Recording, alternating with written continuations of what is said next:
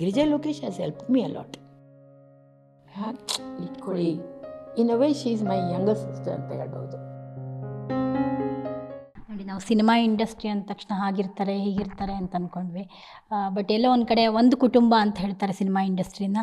ಒಂದು ಕಡೆ ತುಂಬ ಒಂದೊಂದು ಚಿಕ್ಕ ಪುಟ್ಟ ಕೈಗಳು ಜೊತೆಯಾಗಿದ್ದರೂ ಕೂಡ ಸೇರ್ಕೊಂಡ್ಬಿಡ್ತಿತ್ತೇನೋ, ದೊಡ್ಡದಾಗ್ತಿತ್ತೇನೋ, ತಮಗೊಂದು ಒಳ್ಳೆಯ ಆಸರೆ ಸಿಗ್ತಿತ್ತೇನೋ ಅಂತ.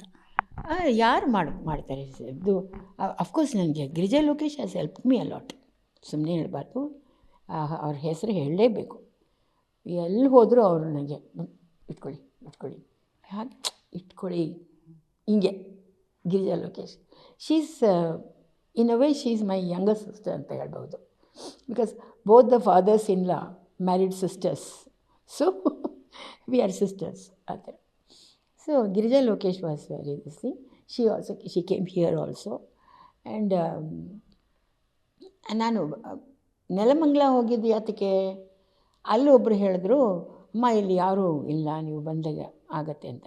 ಅಲ್ಲಿ ಹೋದರೆ ಇರೋಕ್ಕೆ ಸ್ಥಳ ಇಲ್ಲ, ಎಲ್ಲಿರೋದು ಅಂತ ಆ ಒಂದು ಪ್ರಾಬ್ಲಮ್ ಬಂತು.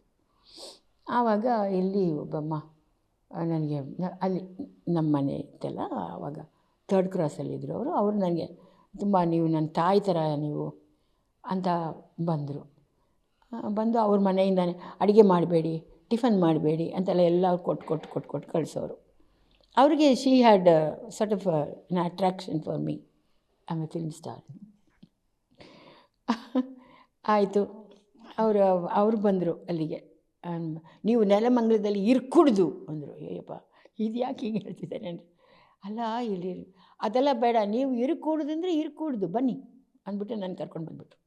ಇಲ್ಲದ್ರೆ ನೆಲಮಂಗಲದಲ್ಲಿ there was lot of people who would have taken classes, would have made me take classes for them. ಅದಾಗಲಿಲ್ಲ. ಸೊ ಈ ಥರ ಯಾವಾಗಲೂ because of somebody else I was suffering. This is the last thing. She came